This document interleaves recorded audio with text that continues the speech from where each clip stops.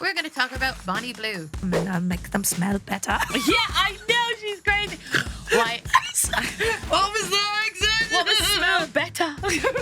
I threatened to talk about Mounjaro. Don't quite do it. Do you know what I love? I love seeing that lovely drawing of Paddington holding the hand of a big pen of Mounjaro. And I say that love isn't real in a way that makes Fern disassociate and shut down. The illusion that we could marry for love is not real.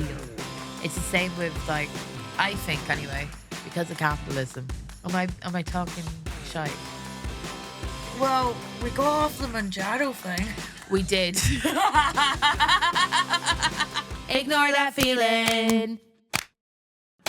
There's a trend now for bearded bro podcasters to interview sex workers. Yeah. And yeah. it does my head in. Well, why does it do your head in? Because it always existed to a certain extent with if you'd done any sex work ever. Yeah. So you've been a stripper. Yeah. So we have a friend that says sex that was like our friend was a sex worker. And the way that you talk a full service sex worker, that's what they call it now. Or prostitute. I've had a couple of friends that have done that. And they probably care the least what you call it. I know, that's the thing. So like I have friends that were like financial dominatrixes, which was class for me. Because I would reap the benefits of that.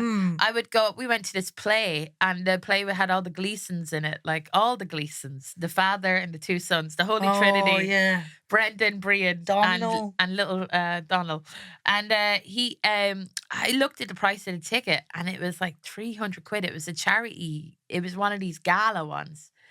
And I was like, because she was like, do you want to go to the fair? I'm like, yeah. And I thought, like, I don't know. And I was like, I can't afford this. And she's like, I just called some lad a worm. It's fine.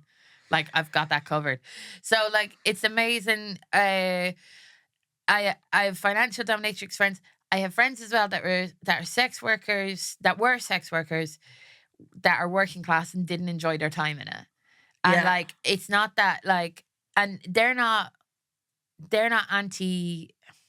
They're not swerfs. They're not swerfs. You've talked a little about the gentrification of sex work before. Yeah, because it's like to me, like, it's weird. Let's just talk about sex work, actually. The thing is, because I've tried being a financial dominatrix only because... Why do I think you'd be good at it? I think people put that on you. They that you would be good as a dominatrix. I'm talking about recently. I don't think you have I don't think you have it in you. Here's why I don't have it in me to be a good dominatrix. Yeah. Because I've met dominatrixes in real life. And the thing is a lot of them have a lot of compassion for men. Yeah. I don't have that. They are doing It's gone. I have a recurring nightmare. I have to go back to the strip club. Yeah. And I've had younger women get annoyed at me because someone got annoyed at me on Instagram recently because there was an interview I did in the course of promoting my book where I said, I hope all the strip clubs in Edinburgh burn to the ground. And someone tagged me and said, oh dear, at Fern from Bathgate. But like, I was like, what do you want me to say? If you worked in a Costa, right? And then you went, I hope all the Costas burned down in Edinburgh. They'd be like, woo, go you. But because it's a strip club, it's weird. It's this like faux empowerment thing. Like, obviously I have happy memories from that time and I had like lovely friends there. Yeah. And there was a lot of funny things that happened and it was an enjoyable workplace in the sense that there was always something mad happening. Yeah. But let's be real, it was a strip club. And people now will talk about sex workers getting shamed. I mean, that's why you're getting the money. The trade-off is the terrible, terrible shame and incessant questions about whether you've brought shame on your family, etc. Are these that's questions? The trade-off. But are these questions when you get so like when you because you wrote about being a stripper in your book and it's great. So that I would make the maximum amount of money off of it and not a Sun journalist. Yeah, because it's interesting because before you wrote the book... Which brings me back to the podcast thing. Yeah, well, so we've known each other years before you did the book, and anytime that you had to promote a tour or anything like that, it felt like you were being asked about being a stripper. It would always Yeah. be like, so tell us. And like, And you know, Desiree Birch. yeah, Desiree Birch used to be a dominatrix. And Yeah. I said to her, I was like, they're never going to stop bringing up that I was a stripper for like 2 years, 20 years ago. And she was like, yeah, they will never ever stop bringing it up. no, And even when I won the Nero Prize, which is like a proper book award, yeah, the Daily Mail ran a headline, former stripper wins yeah. literary award. But that is the Daily Mail. I was a secretary for longer. They could have like former stripper and former Catholic. You know, it could be like I'm trying to think of like all the things that you are. Well, I was a receptionist for longer. Yeah. But, and I was a comedian for longer still. But being a receptionist is not as interesting as being a stripper. Like I wouldn't have as many questions. I'm not defending them. But here's the thing: the former stripper Miranda July won the National Book Award for All Fours. Yeah. And they didn't run a headline on that because she's maybe not. She's she just mentioned class? it here and there. She's from a kind of really artsy bohemian family. But there's a lot of women working in the arts have been strippers before. Yeah. But I felt like the Daily Mail thing, I thought there's a thing here where I could like do an angry post on Instagram, but I was like, I'm not even going to rise to it. But it was definitely trying to put me in my place. Oh, definitely. And it's interesting because I think there's two different tiers of former sex workers or how they're looked at and stuff. And I feel that you had to do stripping out of necessity because you weren't being supported in university, and you wouldn't have out of uni if you didn't do stripping. And there are people that do sex work for empowerment, but they don't financially need to do that. And it's okay. It's not like I am not judging them, but I'm judging the way that they are treated versus people who do sex work out of financial necessity. People who do sex work out of financial necessity, it's treated a bit more gritty. There's a bit more like there's a bit more kind of like you'd be treated like you're a bit hardened or something like that. Yeah. So a lot of and I think it's probably being Scottish as well. I think there's two things: financial necessity and you're Scottish. I'd say whatever you're imagining a Scottish strip club to be like, it's accurate. Yeah, I know. The stories I've heard. Imagine the film Hustlers, but everyone's self-harming. Train spotting hustlers, yeah. But putting that aside, I found it very distasteful. So one of the reasons I would hold back from talking about stripping too much in interviews before is because I was like, one day I'm gonna write about it and I would write about it on my terms and get paid for it. But I've noticed now these bro podcasters getting sex workers on and doing this sort of performative distaste for it. Yeah. It's so weird. And here's the thing: a lot of sex workers are. A lot of these people act like they've never wanked before. Do you know what I mean? Someone's watching it. Yeah. Over and over again now. Because there's a lot of the same. It's like OnlyFans creators. Yeah. Making stuff. Like it just doesn't sit right with me because I think, how's this any different? Because that's how I always felt about mainstream journalists asking me about it. There was a voyeurism, and because they have the gloss of professionalism that protects them, and they wank just like everyone else, and they want to know all the weird stuff and all the titillating stuff about sex work. Yeah, it is because I'm interested in like sex work. Like when I chat to I'll watch a documentary on sex work. Documentaries on sex work are the worst. Yeah, but I'll watch them, and I know it'll be bad. But I'm just like interested in. I'm so like that Bonnie Blue one we watched together. Yeah, that was so annoying. Well, everyone said that documentary maker. Everyone from all sides said that documentary maker was weak. Bonnie kind of rode roughshod all over her. Yeah. Because it was saying, what would you think if people's daughters or 16-year-olds are watching your content? It never said anything about rising inequality in the UK and young working class people feeling like they've no options. It maybe the part of the Bonnie Blue documentary that made me cry was when the younger OnlyFans people Yeah. were doing content with that. They weren't getting paid, and it was like the chance of exposure. And it made me think of comedy, but it also made me think of like, Yeah. because it's like, because sometimes like in comedy, maybe there's like a really big comedian is on the bill because they want stage time, but they are kind of like a kind of like, oh, it's exciting to do a gig with a bigger comedian, Yeah. and then no one gets paid off it or whatever because the bigger comedians, the bigger comedian is able to afford to take the hit on that night, and it's not like I'm going to go out with this because it doesn't matter. I don't want to center comedians. I have to center my own fucking. But Decenter comedians. please, all the time. We don't need to talk about ourselves, our industry all the time. But with the sex workers, they were picked because they looked young. So there was OnlyFans girls. They were doing a video with Bonnie Blue, and it was an orgy scene set in a dressed school. as school children. So these women had to look like they could be school children. Yeah. And it was weird how as soon as I found out they weren't getting paid, that's when it broke me. Because it's just like, what can working class people do?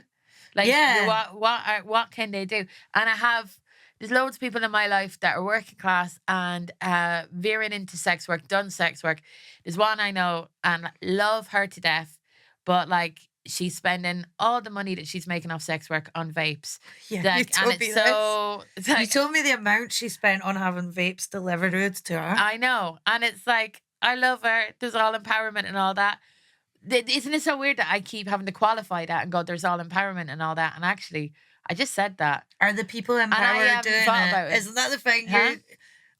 Whenever people say something's empowering, you have to ask, are any of the people empowered doing it? No. And that's you know what? It's like this. I think there's this weird kind of mechanical thing that I do that when I talk about sex work, I think it's because a few of my mates do sex work.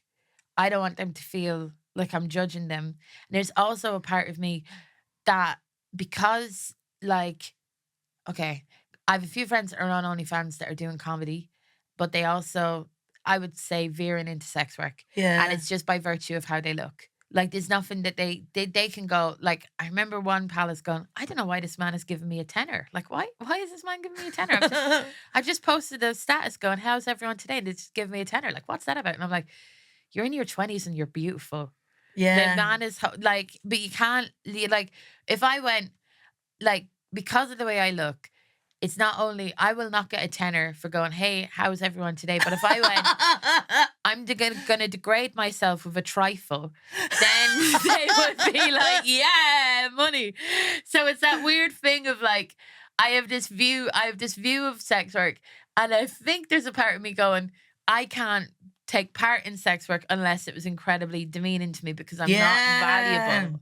I'm not seen as valuable. It's the same as like, being on OnlyFans is like being in a bar with my mates. I've had this all my life where my mates get bought like I would have to bring out more money than my friends because my friends would get drinks bought for them.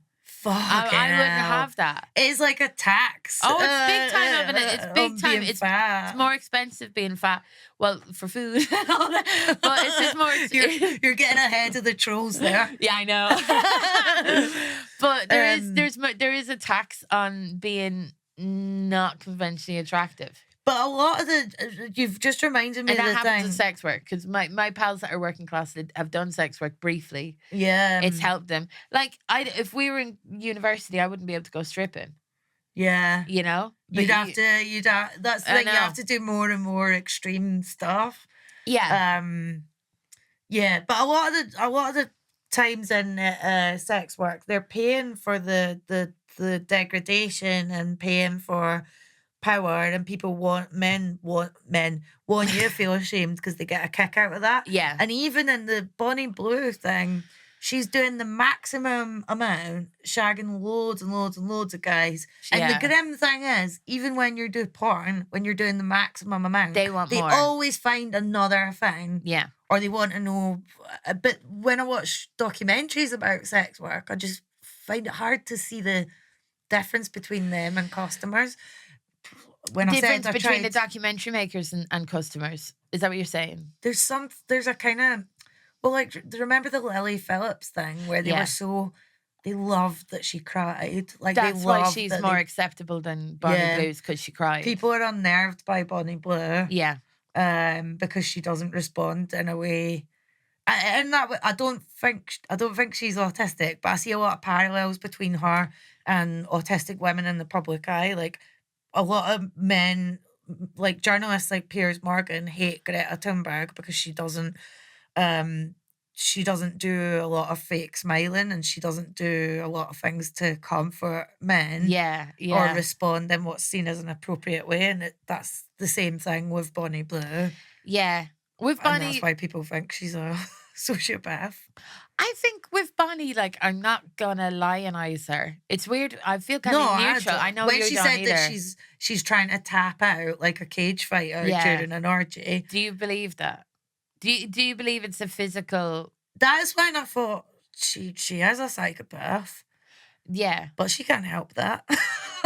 We're like the product of her upbringing or whatever. I think there's something. It's, well, I think like with Bonnie, I was trying to think about it because I was like, I should like Bonnie because she's a person going against like social norms, and I do like this. I grew up Catholic. I have this weird hang-ups about sex and stuff. And yeah, we were talking last night about comedians who like doing piss poo stuff. Yeah, and we were like, we're so glad we grew up Catholic because we don't need to do any of that. Yeah, when you say piss poo stuff, not piss poo jokes, because I do loads of them. But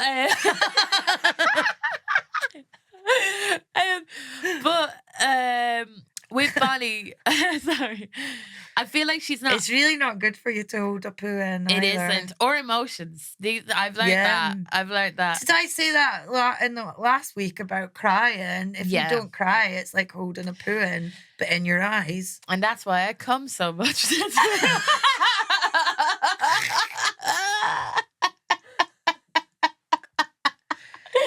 So like, but Bonnie Blue's not a girl's girl, and that's why, I find it doesn't matter that she should be. That phrase riles me though. But she isn't because, and I mean her persona isn't, because she'll do TikToks. Oh yeah, she'll make TikToks being like, lads, I'm trying to do a Derbyshire accent. Leave your flabby cunt of a wife, and why not fuck this tight puss? Like that's what she's like all the time. She'll be like, lads, take your wife's knickers to the orgy. Oh my God, not a Derby accent. Yeah. Take your wife's knickers to the orgy and I'll wear them and I'll make them smell better. Yeah, I know, she's crazy. Why? What was that accent? What was smell better? I'm from Derby. You sound like a Victorian oik going, hey sir, you wanna buy a pair of knickers, sir? Go shine your shoes on my knickers. Extra, read all about it. Woman takes 40 loads. Prime Minister Disraeli is disgusted, but he denounces Bonnie Blue. But she does that for content, so I can't get on board with that because I don't know. Her marketing. Yeah. Oh, we did that. Her marketing's incredible. Yeah. Sorry, I didn't finish a thread from the start of this. Yes. I said I tried to be a financial dominatrix. Not in earnest. It was this year. And comedy's been going You've well. Enough money. No! I got a TikTok. Yes. And I got messaged from so many messages straight away. Also, I was just putting up TikToks of me doing stand-up. Yeah. Like, very innocent. Straight away I got messages like, hey, honey, let me pay for your kids, your car, your house. And I was like, no, that's okay. I got a house. But then they would keep messaging me. So I said, okay, I want $5,000 donated to this refugee charity. Yeah. Or servant, donate it to medical aid for Palestinians. Yeah. And they would be like, they would just reply avoiding paying it. So I was like, well, who's in power here? I'm not really in power if you're not going to do what I say. I've just told you what to do. Yeah, that's the thing. So That's that's the thing that drives me a bit insane about it. Yeah. Where they're like, you have all the power. Women have all the power. And it's like, no, we don't. And by us saying we do, it's unfair to. That's the thing. I almost feel like a dominatrix feels like a bit of a piss take, and we're just dressing up in a little Halloween costume, pretending to be powerful, while they like dangle the money over you. Money, money and sex is like such a we have a friend. I remember she was talking about passing by a yacht. She's like, once I would have been on that yacht. Now I would only be there to clean it. You have to explain. This is our friend who was a sex worker. Yeah, a sugar baby.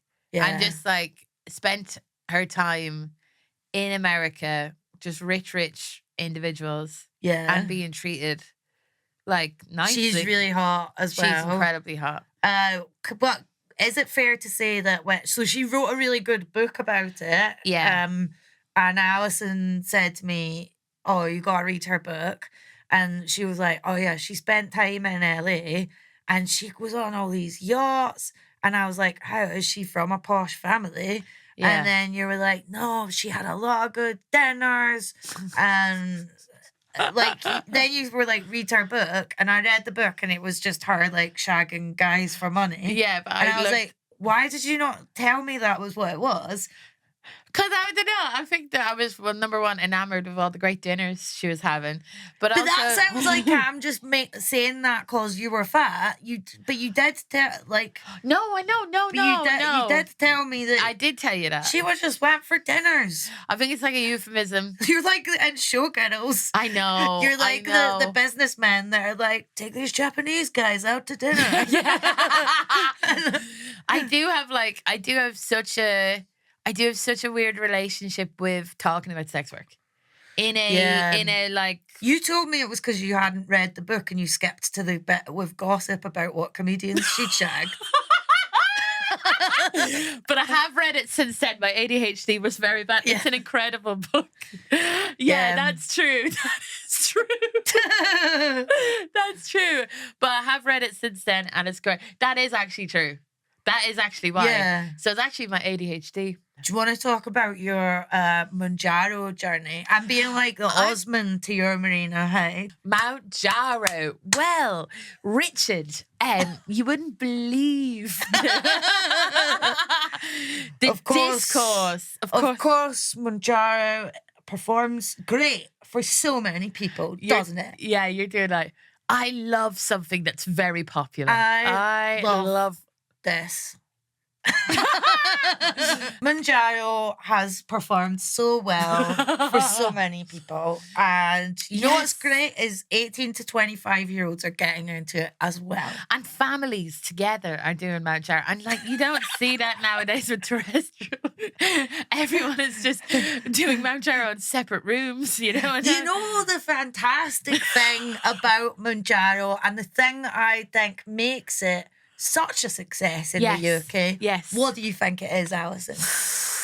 I think that it. Let's see. Do you know what I like? That Mounjaro's politically neutral. You don't know what Mounjaro's opinions are, and I think that's best. I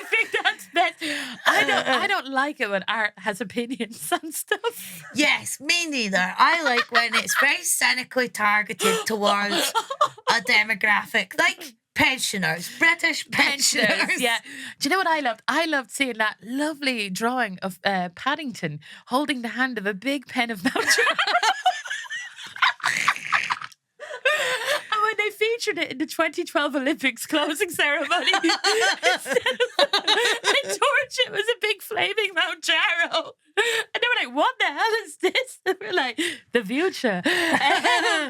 So Alison went on it.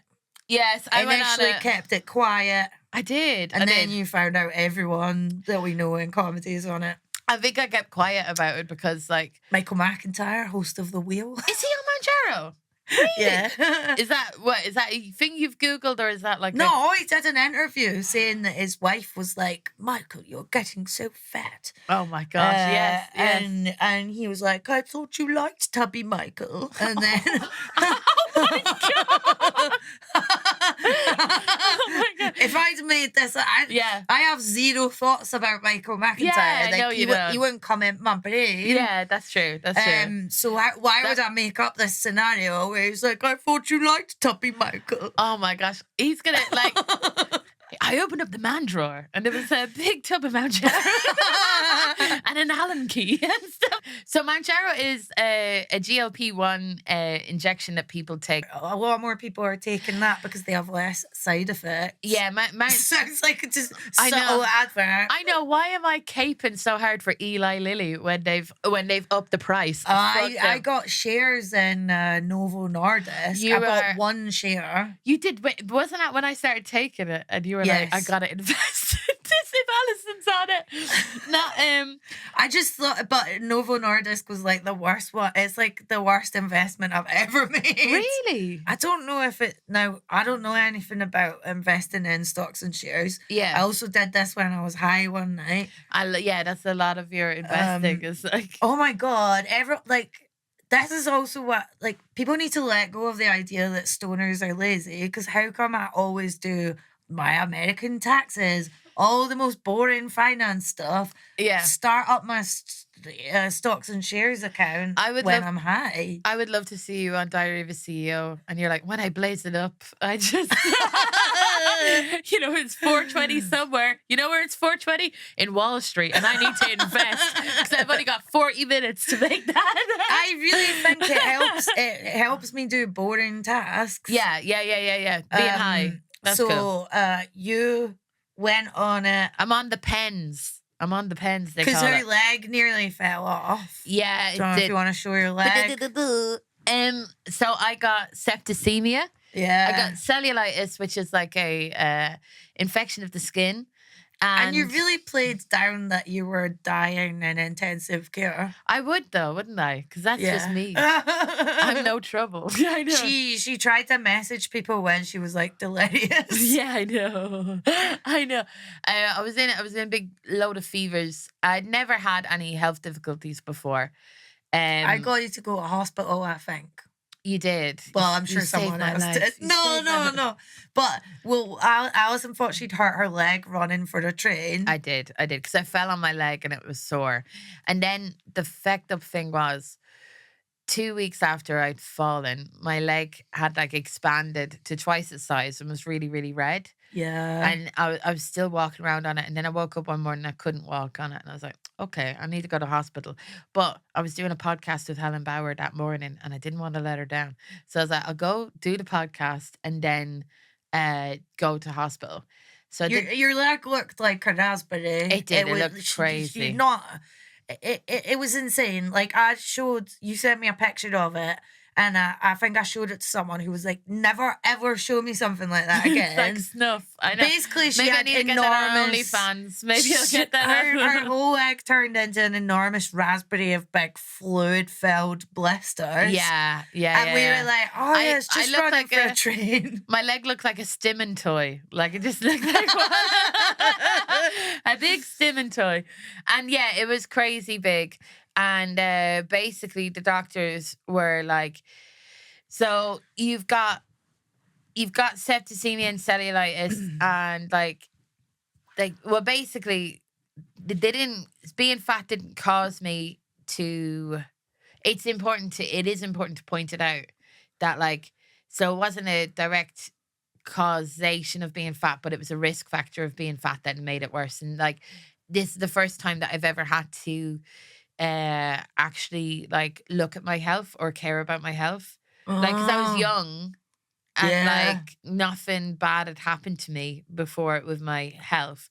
Like when I was in hospital, I felt like the life, like my body, like my brain was going, you're going to die. And I never felt that before. I'd never felt like it wasn't even like an intellectual thing of you're going to die. It was like my body, my organs were starting to shut down. So my body was going, no, you are going to die. And I'd never felt that before. So then when I got out of hospital, then they were like, you have to lose weight. I'm like, I'm going to do it. Well, the good thing was you were in, she was in a hospital that had a recent major septicemia scandal or sepsis scandal. You WhatsApped that to me. You were like, which hospital are you in? And then you Googled the hospital. You're like, they've had a high profile person dying of sepsis. So but that means they're going to be really on it. Yeah. But I was still messaging your boyfriend being like, listen, if she starts getting confused or talking shit. But I do anyway. But I was like, because I just was like so convinced you were going to die. Yeah. Yeah. So, didn't they have to take your phone off you? No, they should have. They told me, well, yeah, they did. They were like, because she was sending like weird voice messages. I was. And about bees. I was getting stressed that like my friends, so I do have a lot of friends, not showing off, but I do. I'm a size queen when it comes to friend circles. Do you know what size queen means? Big dicks. Yeah. Yeah. Hence the joke. Hence, yeah. This is not dead man shoes again. That's what I meant. Yeah, I lost my virginity like a size queen. Like, this is a really big dick. So you got anxious that you couldn't keep up. Because people are asking me where was I okay, and I have this anxiety. Like Paris Hilton or something. Well, this is the thing. Like, I'm going through like something at the moment that's like that's like a kind of like my life is a bit upended.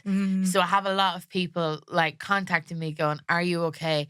And it's like it's this weird thing of like, I feel like I have to be a PR on behalf of me to go like, I'm okay.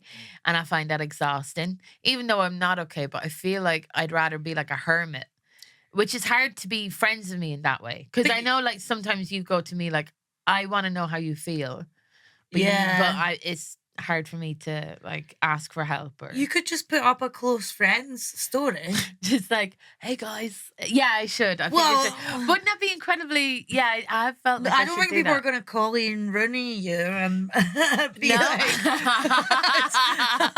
unless like we don't know the future. Maybe this podcast has become the number one podcast in the UK. And then the Daily Mail will be like, sources say herself. I feel like I'm gonna sell your close friends stories. Oh, you should. I feel like I should do a little parish newsletter of like quarterly how I'm doing or whatever. But like but anyway, you kept trying to. It's because you did a cryptic hospital story. I did do Kim that. Blythe has a good video about that. I know she does. I feel like I felt seen by that. She's a Scottish TikTok comedian that we love. She's amazing. And like being in hospital and having friends, because you live in London. I live in London and I'm Irish. I think some people aren't aware that I have family living in London. Yeah. So they're very like, we need to practically help. Because they don't know you're English. I know. I'll keep it. I'm not English. You love it. Look at that. It's always people born in England that are the most insistent that they're Irish. Well, I'm sorry that Ireland was pillaged by England and we had to move out. My family had to move over. When you say Ireland 50s. and England, do you mean your mom and dad? Yeah, the call is coming from inside the house. I'm very self-hating. I am. Like, I found a picture of me with an England flag as like a kid and I was like, get that off. So Alison's dad is English. My dad is English. He is so English. He often sends her racist abuse about the Irish. Yeah, and he does. Whenever it's like Remembrance Day, he'll send you like big poppies, big animated, big gifts, big poppy gifts, big gifts of like fallen soldiers. But what were we chatting about? We were chatting about hospital. So so you went on Mounjaro. Yeah. So eventually, like, I got out of hospital, and it became. There was a determination in me to try and lose weight because before, I never wanted to. Yeah. Because even though people kept telling me that my life would be easier if I lost weight. Who told you that? Your family? Yeah, I think you told me that to a degree, not in a fucked up way. I did. Like, you didn't say Uh-oh. you didn't say directly you should lose weight, but you would be like, I lost weight to get on this TV show or whatever, you know? And then you'd be, I can't believe you've been rejected from that TV show. Like, what's going on? And then you would be right. That just sounds like you joined the dots between two things. Yeah. That's not you, you know. Well, I regained the weight after the TV. I'm in my Russell Crowe years now. Yeah. I love that about Russell Crowe. He had to sign a contract saying, I'm not going to eat any cheeseburgers while I make Gladiator. No way. And then he made his money, and then there's just pictures of him fat as anything eating a pie at a football match in Australia. And he just tours, he does music, he does whatever the hell he likes. There was a great film that came out like 3 years ago great. It was a bad film, but I loved it. But it was a film about him being a lorry driver who then goes on a rampage because someone like flipped him off. Do you know but it's the same with like I've always wondered why the women from Friends. The reason I was thinking about this, I saw a picture of Joey from Friends the other day. Yeah. And he's normal. Yeah, he's piled it on in Hollywood terms, but really, like, if he was in my town, it would just be normal. Yeah. He's going about with a belly with his daughter, who's kind of a normal size. Yeah. And I thought, that's great, because the people that were in Friends could not be any richer. And then you look at Jennifer Aniston and Courtney Cox, and they're just like, still so thin, and they've stayed thin through their menopauses. Yeah. And it's like, why would you not just be like, I've made all my money now, I'm just gonna eat tacos? Well, I think because truthfully, you know the way like with Matt LeBlanc putting on a bit of weight, everyone's going, he's Joey. He's Joey, he's the dad. If Jennifer Aniston or Courtney Cox put on weight and then they do a reunion and they'll be, oh, poor Courtney. I mean, look at the other two. They're looking svelte They would say and she beautiful. became Fat Monica. Yeah, or their worth would be down. If Jennifer Aniston did, they would run pictures of her next to pictures of Angelina Jolie and Brad Pitt. Exactly. Broken up. And they'll be like fat and childless. You know, it would be like that. Because your worth is as a woman, and this is not what I believe. Yeah. But it's just the world at large. Just the world at large. That like you have to add value to a potential partner. So that would be like childbearing. Success, but also like looking like because to be thin is expensive. So Mounjaro is so expensive. Mounjaro is like 300 quid now, and like because of Trump, and like and greed, it's greed, and like I am from a working class background. Most of the people I know are fat, and like the women are fat, they're glamorous, but they're not stick thin. I know a few. One is stick thin because she has half a stomach. Like she's like, the Lord blessed me with a gastric sleeve because she did not have genetically and environmentally, she did not have a chance. Like if she didn't have half a stomach, she would be as fat as her siblings. Yeah. And you know, and that's fine. But it's weird how like there's definite class attachments to weight. If you look at like, let's think of someone. Well, I'm always saying this. I'm always baffled by all my middle class English friends. They're like, oh, my mother always told me to diet. And I'm like, what? Because their mothers were going, I was valued because of my weight. I married this way. Yeah. I married someone who not only has an incredible car dealership, but doesn't beat me. So this is the way to be. Because where I'm from, it's just like, we got pregnant, so we had to get married. Yes. It's a lot more about preserving your honor. Really? Well, yeah, like I think that's leaving now. The honor. I do think that maybe like, Alison, it's weird. There's people I went to school with practice Lent. you know what I mean? In 2025. I'm always surprised. Like, so I grew up in a Catholic country, small village, but I feel that you're more Catholic coded than I am. Big And time. yeah, and it's like I had no idea. It's because of the sectarianism in Scotland. Like Yeah. in the Republic of Ireland, it's yeah, probably people in the north of Ireland who are Catholics are more Catholic Well, but all the because Irish, they've had to most fight for Irish that. people in Scotland came over from Northern Ireland or the north of Ireland. Yeah. There's so many people from Donegal, and there was a girl I stayed with during the Fringe one year.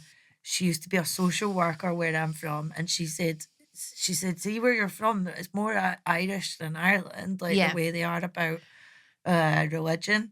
Yeah. It's wild. But there's a big class attachment to weight. And I do think, like, if you're a woman and you've married a guy, because the upper classes, they do a thing of like, they marry for social mobility as well. Like an, All my an posh, amalgamation of families or whatever, yeah, all my posh male friends, their taste is like very thin women. Yeah. And Almost all of them. like, it's so weird. Like, so Pierce Brosnan has a normal wife. And Well, she's overweight. yeah, she's beautiful. Yeah, she was a model. She was a model, but like when she got older, she got fatter.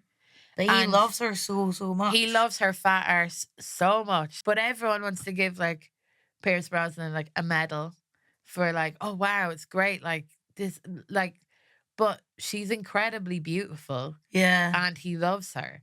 And you shouldn't, like, it's so weird how people. A similar thing happened when there was the worth. That's people's perception of what worth is. But I remember there was an episode of Girls where Lena Dunham shags Patrick Wilson, isn't that his name? Yeah, it's like a sort of standalone episode. Yeah.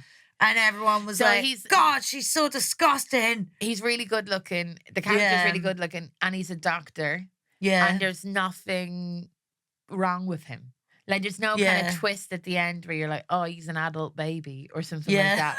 Sorry to bring up He's just really nice, and she shagged him loads for an episode, and there was so much outcry. Yeah, there was like, how dare they? Yeah, people were like, someone as good looking as Patrick Wilson would never shag this just disgusting Lena Dunham. Yeah. And Patrick Wilson's wife at the time, who's this really beautiful actress that was in Succession, I don't know if she's Polish. She's got like a Polish name, Dagmar. Yes. Yeah. She was like, well, he likes his wife's size 12 ass or whatever. Yeah. It was some. I can't. She basically stepped in like in support of Lena Dunham because it's too big. Lena Dunham gets a lot of shit. Like overly. That was she didn't want to be in her new series because she was like. Could you blame her? Yeah, because everyone was like, "What happened?" Because she gained weight. Probably after because she got like a hysterectomy. Exactly. Which is like a double whammy there because she's got fatter and she can't have kids. Yeah, like it's like she can't win. It's fucked up. I feel really, I feel really angry about the reaction to that in girls. It's not that I'm going, no, that can happen. It's fine. It's like people fuck for other reasons than like the kind of thing of like. It makes me sad because like a lot of my fat friends who have problems with lads, like I'm actually emotional for them, but like oh no! If this was Diary of a CEO, we would be so excited for this. I know. Zoom in. He would be coming Huel right now. Yeah, quite funny that the thing that would help us the most is the thing we both suppress, which is success, raw emotion, raw dogging emotion. It's not. Do you know what? It's not even like a sadness. It's kind of like an anger, and I think it's also a thing of you do cry when you're angry. Actually, I do, and it's so annoying because like to cry is seen as like emotionally manipulative or whatever. Like women get that thrown in their face the whole time. But my point I'm gonna make about it is like I have so many fat friends that like that have these lads that will fuck them And they'll have like the girlfriend experience. There'll be cuddles, a nice weekend together, whatever. But they'll never meet their friends. And it's like the reason is because they're ashamed that they're like attracted to a woman that they would see as not adding any value. Like it's so sad that like, and I feel sorry for the men because like these men are having like such a good time, but they can't treat the women with dignity because they're not seen as valuable, and all because of like maybe someone on the GAA team, like someone on their like five-a-side football team would be slagging them off a bit for fucking a fat girl. Uh-huh. And it's like not only are you destroying the psyche and self-esteem of like someone that you love, but also you're making your life worse. Why? Because you like it's not like you're gonna fuck the guy in the football team. So why are you like living your life to make that person accept you more? Wasn't that how the fat acceptance movement was started? It wasn't started by like women, it was started by men who wanted people to stop mocking their fat girlfriends. I did not know that. That's incredible. That's what I read. But that's the thing is like there's such a horrible kind of like double whammy of like unhappiness because of this idea of like value that like not only, and I think it's because of capitalism, and I think it's because of like both both people in the couple have to work, both people have to have the same goal, like to build a family or to consolidate your like a lot of people can't buy a house on their own now Yeah. to be single. So you have to be in a couple to consolidate the two wages that you have in order to have a permanent place to live. So you'll be able to put a nail into a wall and put some art that you like up there. And it's like so your partner has to be seen as valuable in so many ways. And it makes me like so sad that like the illusion that we could marry for love is not real. It's the same with like I think anyway, because of capitalism, that like this whole self-love and like love is like a concept that like we like to say is real and we put it on stuff, but like there's so many other factors in life other than love that come into like you being in a couple. Am I talking shite? Well, we go off the Mounjaro thing. We did. Hey, thank you. Thank you so much for watching this podcast on YouTube. Well, I'm being sincere. Yeah, back to you. Thank you, mate. You're really helping so much. You know what will help a little bit more though? If you smash the subscribe button, get in touch with us. We'd love to hear from you. You can message us on WhatsApp. I think the WhatsApp number is here somewhere on the screen. Or email us at ignorethatfeelingpod@gmail.com. Thank you. See you next week.